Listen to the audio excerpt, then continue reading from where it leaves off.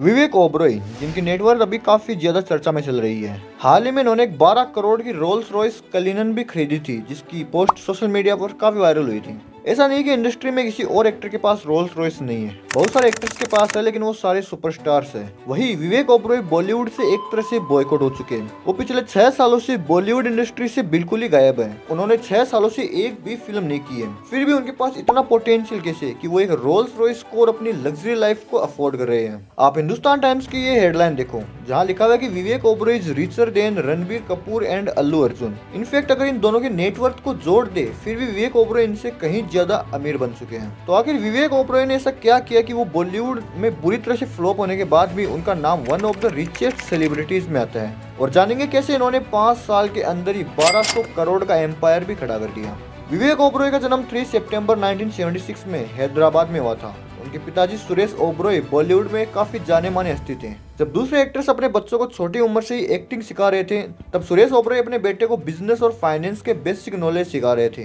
उनका मानना था कि सिर्फ एक्टिंग ही नहीं, बल्कि जिंदगी के पहलू को समझना भी जरूरी होता है, और इसीलिए उन्होंने विवेक को बचपन से ही सेल्फ रिलायंस और फाइनेंशियल मैनेजमेंट सिखाना शुरू कर दिया था। हर साल समर वेकेशन से पहले उनके पिताजी कुछ प्रोडक्ट्स लेकर आते थे, जैसे कि परफ्यूम्स की बोतल्स और कभी कभी इलेक्ट्रॉनिक्स आइटम्स, और विवेक को एक नोटबुक भी देते थे जिसमें लिखना होता था उस प्रोडक्ट का प्रिंसिपल अमाउंट, लॉजिस्टिक कॉस्ट और उसके अदर एक्सपेंसेस क्या होंगे, और बाद में उस प्रोडक्ट को प्रॉफिटेबल बेचना भी होता था। विवेक अपना स्कूल बैग लेकर इस साइकिल से अपने आसपास की गलियों में डोर टू डोर जाकर अपना प्रोडक्ट बेचने की कोशिश करते थे, और शाम तक जितने भी प्रोडक्ट बिकते उनकी प्रिंसिपल प्राइस अपने पिताजी को दे देते और प्रॉफिट खुद रखते।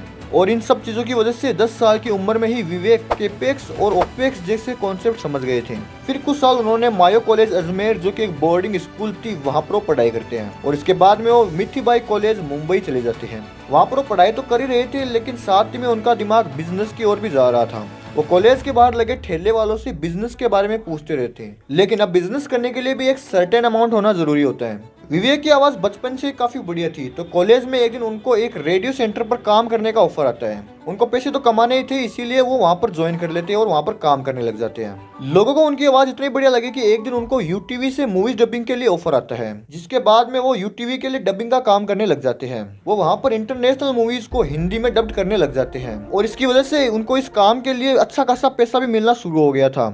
इस टाइम पर वो हर महीने 40 से 50 हजार रुपए कमाने लग गए थे, और इसी टाइम पीरियड के दौरान उनको स्टॉक मार्केट के बारे में पता चलता है, जो कि उस समय पैसे डबल करने का सबसे बढ़िया सोर्स था। उन्होंने थोड़ी सी रिसर्च करी और अपने सारे पैसे स्टॉक मार्केट में लगा देते हैं, और इससे उन्होंने एक टाइम पर तो काफी अच्छा खासा मुनाफा कमाया और अपना पोर्टफोलियो 35 लाख तक ले गए। सोचो, इस समय उनकी उम्र मात्र 17 साल की थी और इनके पास में 35 लाख रुपए थे। लेकिन ये पैसे उनके पास ज्यादा दिन टिकने वाले नहीं थे, क्योंकि उन्होंने इन सारे पैसों को एक रिस्क स्टॉक में लगा दिए और वो सारे के सारे डूब गए। और इतना बड़ा लॉस होने के बाद में इन्होंने इन चीजों को एक बार के लिए पॉज कर दिया, और वो अपने मास्टर्स के लिए अमेरिका चले जाते हैं। वो न्यूयॉर्क यूनिवर्सिटी से masters in film acting complete करते हैं, और इसके बाद में वो फिर से इंडिया आ जाते हैं। इंडिया में आने के बाद में भी विवेक को 2 साल तक कोई भी काम नहीं मिलता है, और वो शुरुआत में एज ए स्क्रिप्ट राइटर का काम करते हैं, और फिर 2002 में इन्होंने कंपनी मूवी से अपना पहला डेब्यू किया, और इसी के साथ में इनकी बॉलीवुड में एंट्री हो जाती है। इनकी मूवी काफी ज्यादा हिट रहती है, और इस मूवी की वजह से विवेक को अपना पहला अवार्ड भी मिलता है, जो कि था best male debut and best supporting actor.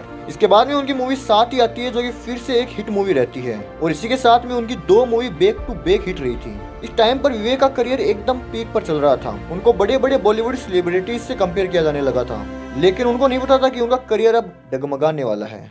30 मार्च 2003 विवेक ओबरॉय को रात 12:30 पर एक कॉल आता है, जो कि था सलमान खान का। Salman Khan called me on my phone. उन्होंने मुझे मेरे मोबाइल पे फ़ोन किया डायरेक्टली, और he started out saying that who are you, तुम हो कौन, तुम अपने आप को समझते क्या हो। तो होता ही है कि विवेक ओबरॉय इंडस्ट्री में पीक पर चल रहे थे, और इसीलिए उनकी कई एक्ट्रेसेस के साथ में रिलेशनशिप की खबरें भी न्यूज में आने लग गई थी। विवेक ओबरॉय इस समय अपनी मूवी क्यों हो गया ना की शूटिंग कर रहे थे, और इस फिल्म में उनकी को एक्ट्रेस थी ऐश्वर्या राय, और इस मूवी की वजह से उन दोनों की नजदीकियां काफी बढ़ गई थी। लेकिन इससे पहले ऐश्वर्या राय का रिलेशनशिप सलमान खान के साथ में था, और उनका कुछ दिन पहले ही ब्रेकअप भी हो गया था। विवेक की और ऐश्वर्या राय की नजदीकियां देखकर सलमान खान को बहुत ज्यादा गुस्सा आता है। विवेक ओबरॉय भले ही कितने ही बढ़िया एक्टर हो, लेकिन उस समय भी सलमान खान का बॉलीवुड में काफी दबदबा था और इसीलिए प्रोड्यूसर्स और डायरेक्टर्स काफी डर गए थे और विवेक को फिल्म देने से मना कर देते हैं। और ये बात इतनी बढ़ गई थी कि एक बार तो उनको अंडरवर्ल्ड से धमकियां भी आने लग गई थी। इस टाइम पर विवेक काफी ज्यादा मेंटली प्रेशर से जूझ रहे थे। उनकी फिल्में जैसे कि युवा, क्यों हो गया ना, किसना, प्यारे मोहन, नक्शा, प्रिंस, जिला जिंदाबाद, ये सारी की सारी एक के बाद एक फ्लॉप हो रही थी और प्रोड्यूसर्स अपने लगाए पैसे रिकवर तक नहीं कर पा रहे थे और इसीलिए एक टाइम के बाद में विवेक को मूवीज ऑफर होना ही बंद हो गई और इसकी वजह से वो काफी दिनों तक डिप्रेशन में भी रहे थे। लेकिन विवेक भले ही बॉलीवुड में फ्लॉप हो गए हो, लेकिन वो बिजनेस में कभी फ्लॉप नहीं हुए। वो इन सारी कंट्रोवर्सी से दूर हो जाते हैं और अपने बिजनेस एम्पायर को बिल्ड करने के लिए दुबई शिफ्ट हो जाते हैं। 2011 में विवेक ओबरॉय ने एक ऐसी कंपनी शुरू की जो मिडिल क्लास फैमिली के सपने पूरे करने के लिए बनी थी, कर्मा इंफ्रास्ट्रक्चर प्राइवेट लिमिटेड। एक मिडिल क्लास फैमिली का सपना होता है कि उनका भी एक बढ़िया सा खुद का घर हो। ये एक जरूरत नहीं है, बल्कि एक मिडिल क्लास फैमिली का इमोशन भी होता है। विवेक ओबरॉय ने इसी चीज का कैपिटलाइज किया और आज तक उनकी कंपनी हजारों घरों को बना चुकी है। लेकिन उनकी कंपनी को डिफरेंट बनाता है उनकी वीआईपी ट्रीटमेंट मार्केटिंग स्ट्रेटेजी। जब लोग उनके पास घर खरीदने आते हैं तो उनको एक सेलिब्रिटी जैसे ट्रीटमेंट दिया जाता है, जैसे कि स्पेशल इन्विटेशन, लग्जरी कार से पिकअप, खाना पीना, और जब घर रजिस्टर हो जाता है इसके बाद में फैमिली को एक हेलीकॉप्टर राइड भी दी जाती है। ये स्ट्रेटेजी सिर्फ मार्केटिंग नहीं थी, ये एक इमोशन को केस करना था और इस अप्रोच ने 5000 से भी ज्यादा फैमिलीज को हेलीकॉप्टर राइड दी थी। लेकिन विवेक अब सिर्फ मिडिल क्लास फैमिली को टारगेट नहीं कर रहे थे।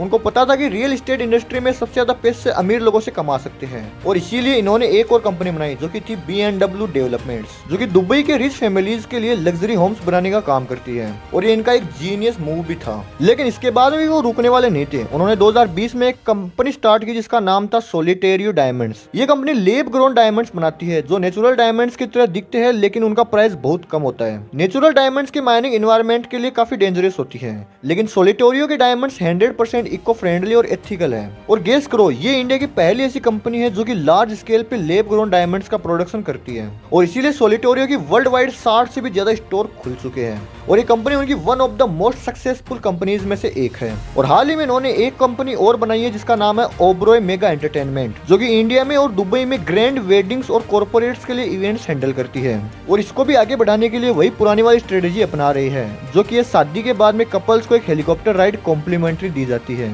और इसके अलावा विवेक ओबरॉय ने 30 से भी ज्यादा कंपनीज में इन्वेस्ट कर रखा है और इन सब चीजों की वजह से 2025 में उनका टोटल नेटवर्थ 1200 करोड़ हो गया है। और ये तो सिर्फ शुरुआत है, क्योंकि आने वाले टाइम पर विवेक की कुछ कंपनियां अपने आईपीओ लॉन्च करेगी, जिसकी वजह से विवेक की नेटवर्थ साइज सलमान खान और शाहरुख खान से भी ज्यादा हो जाएगी। और इन सब चीजों की वजह से शायद आने वाले टाइम पर विवेक इंडिया के सबसे रिचेस्ट सेलिब्रिटी भी होंगे। आई होप आपको ये वीडियो थोड़ा बहुत पसंद आया होगा।